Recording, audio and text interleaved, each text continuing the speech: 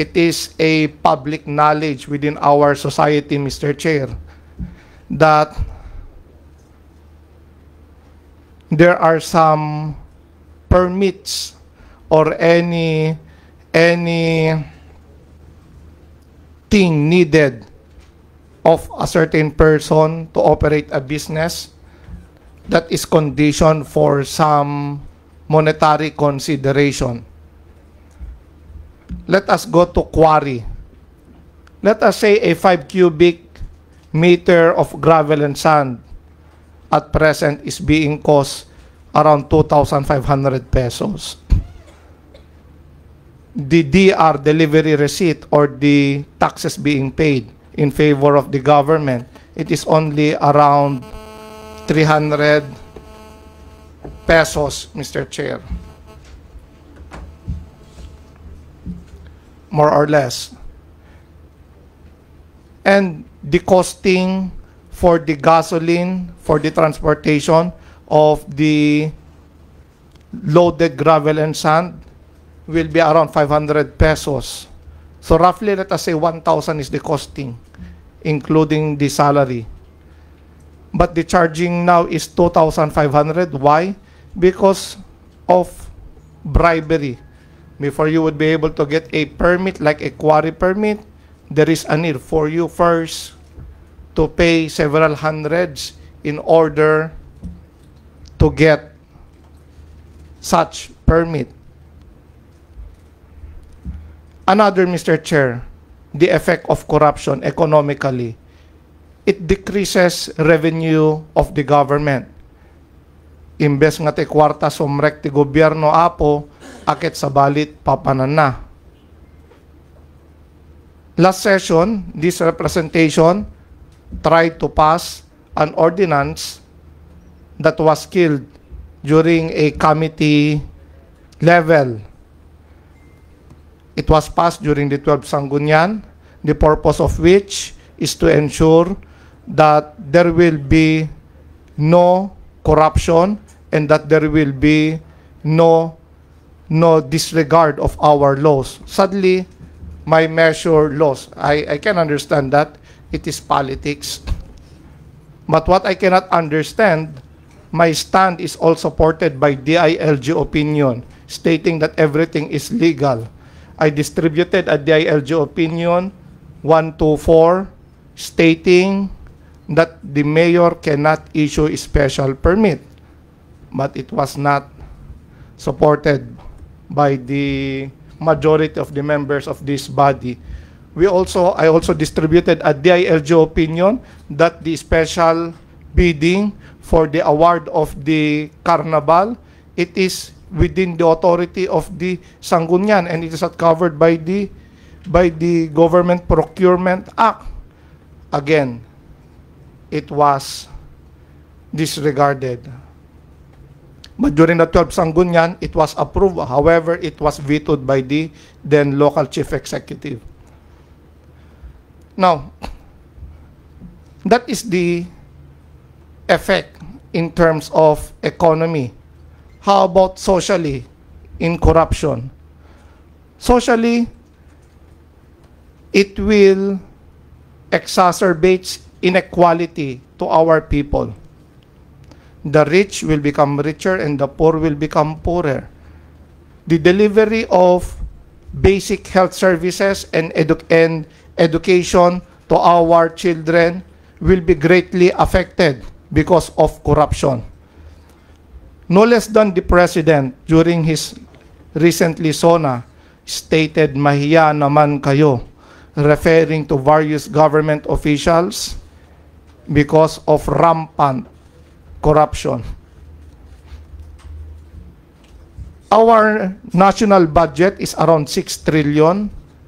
Our infrastructure there is around 500 billion for the flood control alone, Mr. Chair.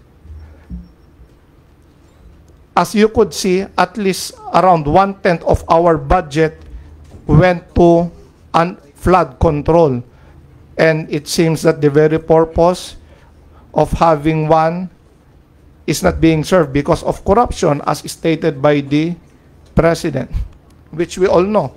We could hear it from various contractors, about 35% up to 40%. And the problem here now, Mr. Chair, it is now becoming a culture within our society, such practice, the people's indifference to corruption is now becoming a culture.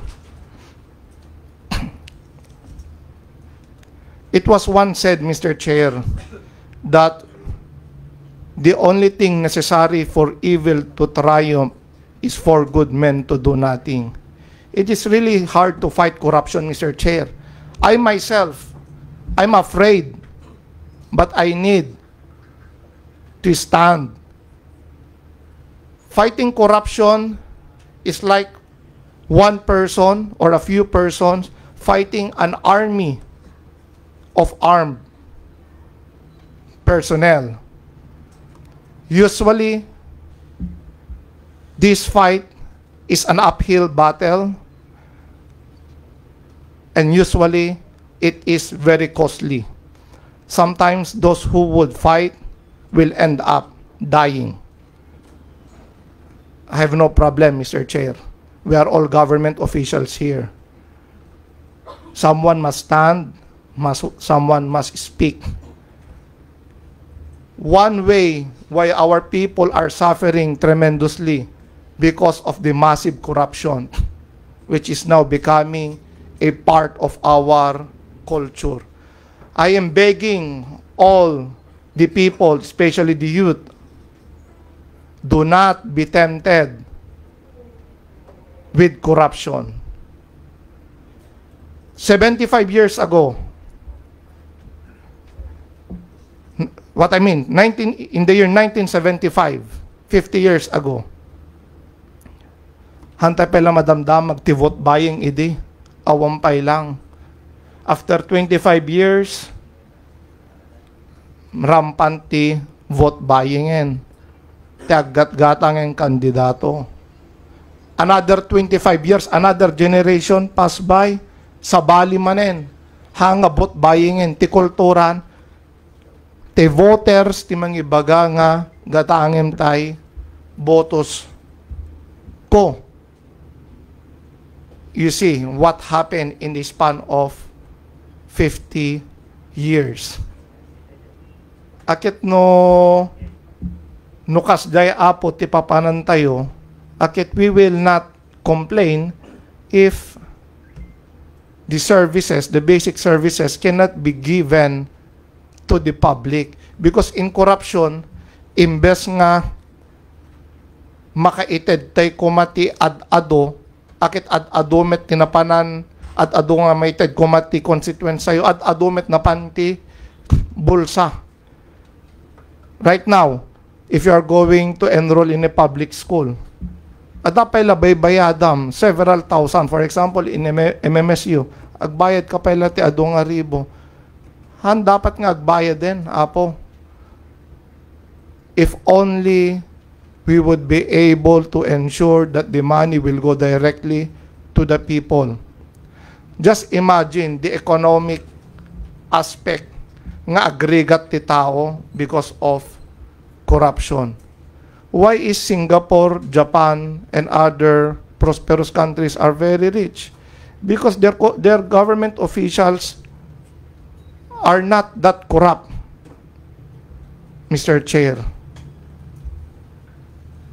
Now, Mr. Chair, how are we going to combat corruption? One way in combating corruption is to enact laws that will ensure that whoever would attempt to steal or to manipulate any evil deeds will be checked. That is the principle of check and balance. That is our function as part of our oversight function of a certain sanggunian. But again, laws are subject to be decided by men. Haan nga may pasada ginapipintas nga batas, apo, because of whatever reasons our government officials may have.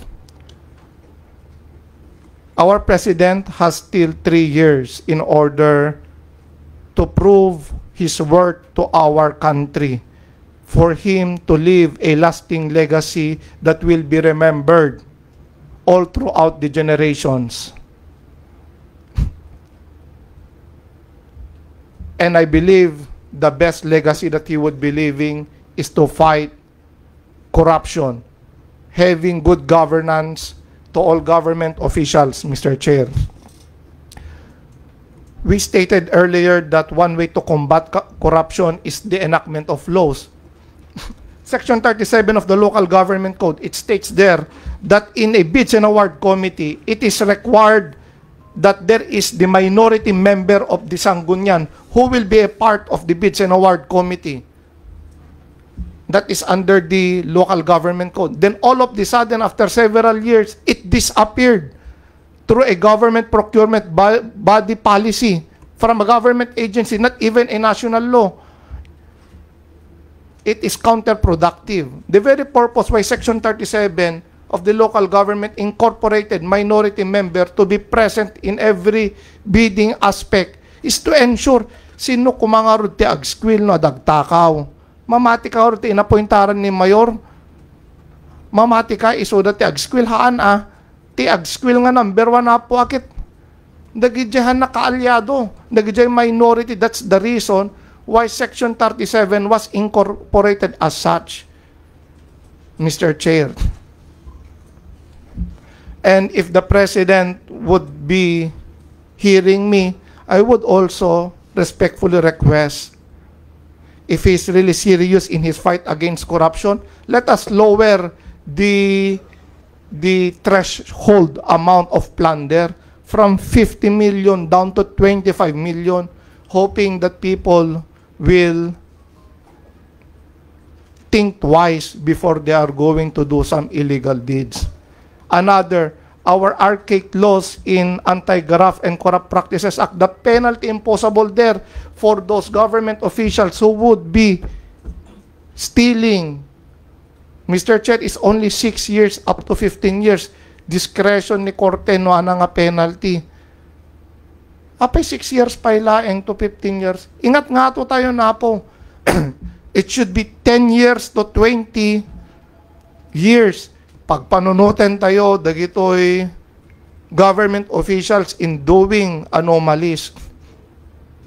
And more importantly, I beg to the President, instruct the Government Policy Board,